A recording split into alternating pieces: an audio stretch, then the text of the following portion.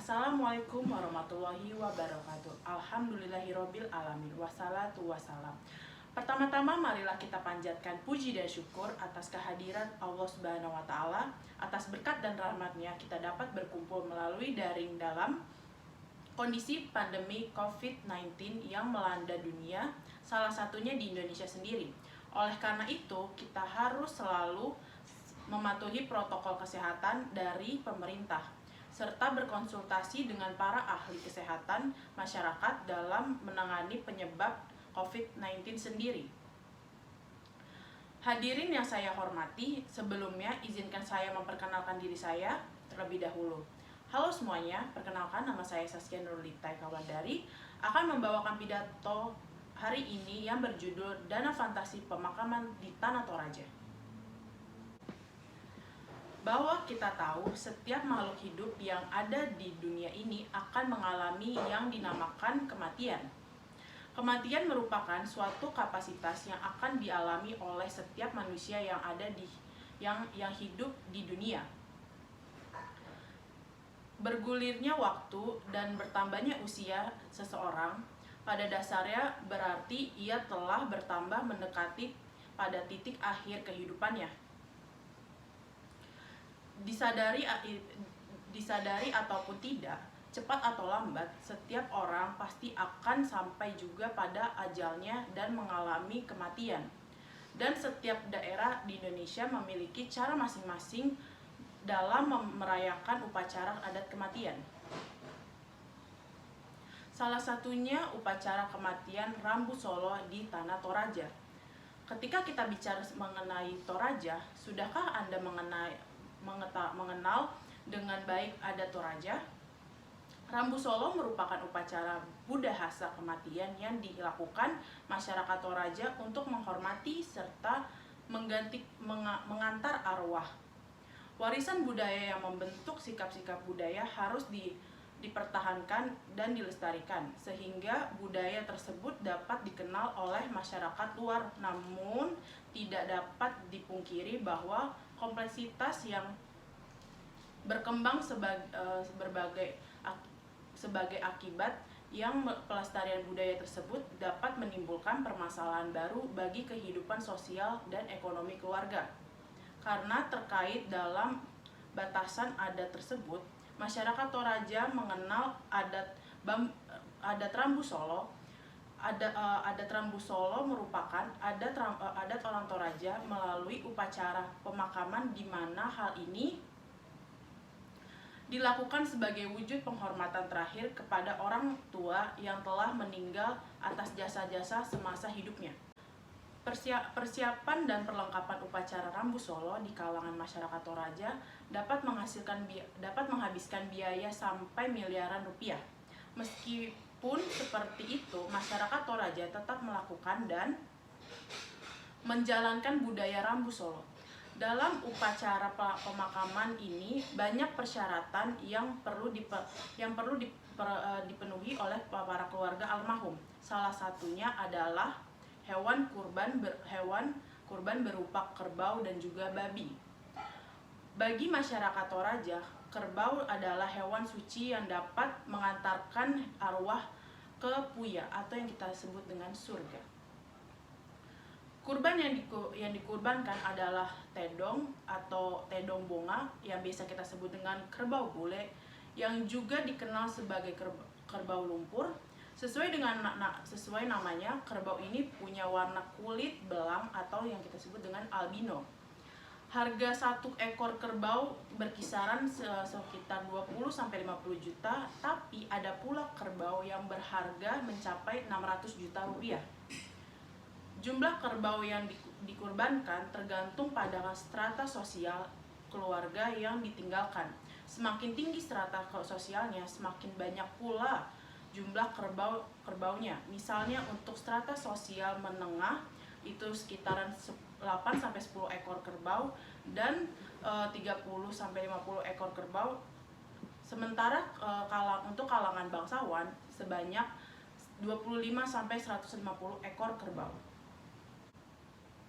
Masyarakat Toraja mempersiapkan upacara Rambu Solo secara beragam berdasarkan stimulus berupa informasi yang mereka peroleh dari lingkungannya, baik melalui penglihatan, pendengaran, penghayatan, dan juga perasaan. Mereka berpendapat bahwa dalam melaksanakan upacara Rambu Solo pada tingkatan upacara tertentu yang berlaku bagi strata sosial tertentu harus dan wajib dilaksanakan.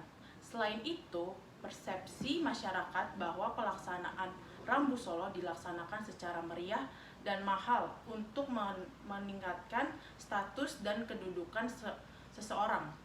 Persepsi tersebut menimbulkan pergeseran nilai-nilai budaya yang terkandung dalam upacara Rambu Solo. Ada 4 tahapan ritual pelaksanaan upacara adat Rambu Solo. Ada beberapa tahapan yang harus dilakukan oleh masyarakat diantaranya. Yang pertama, pertemuan keluarga. Pertemuan keluarga orang yang meninggal adalah pertemuan seluruh anggota keluarga dari pihak ibu dan pihak ayah. Pertemuan itu bertujuan segala sesuatu yang berkaitan dengan rencana upacara pemakaman keluarga yang meninggal mengikuti tangdilintin atau hal-hal yang dibicarakan pada pertemuan itu.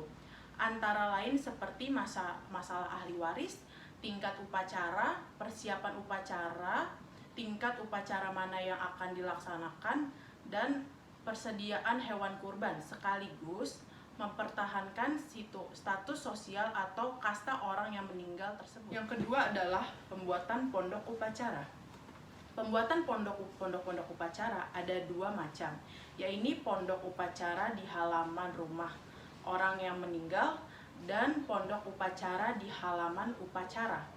Pondok upacara itu diatur secara teratur mengelilingi tempat jenazah.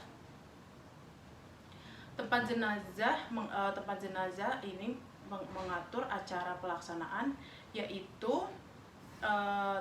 diatur oleh petugas-petugas upacara, termasuk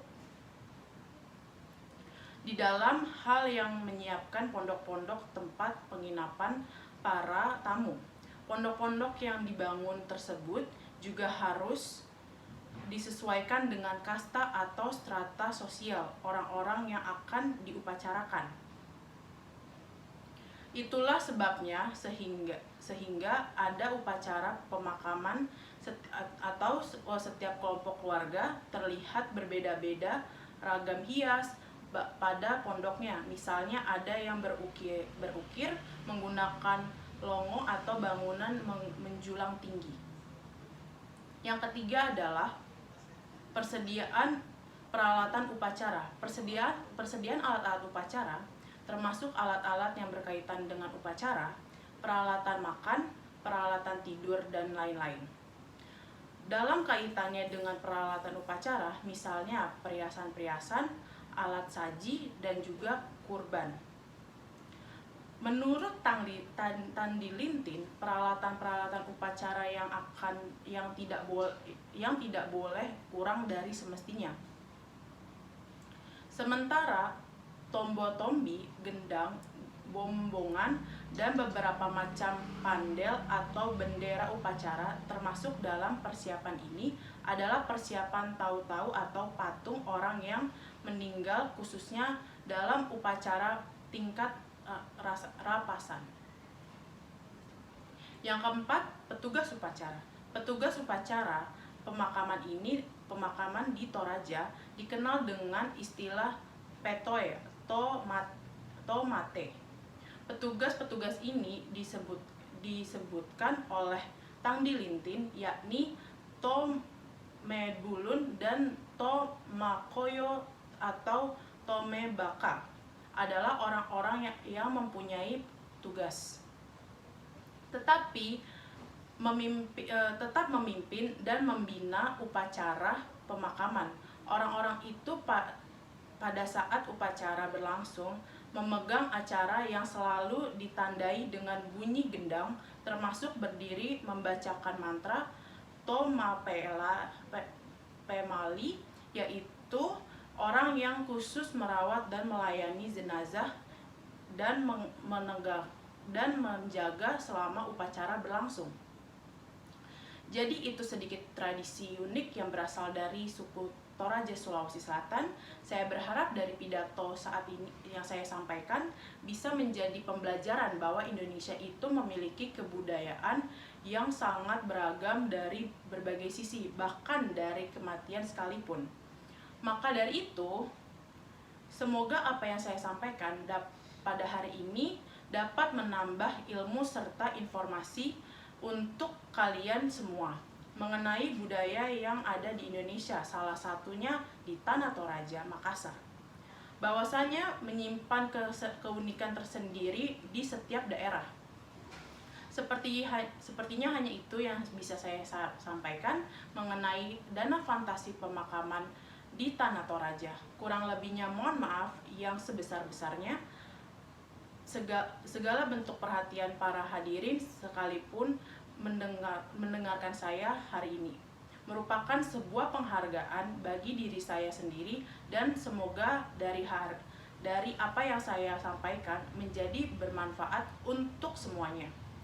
Tetap menjaga kesehatan dan selalu mematuhi protokol kesehatan. Wabillahi taufiq wal hidayah. Wassalamualaikum warahmatullahi wabarakatuh.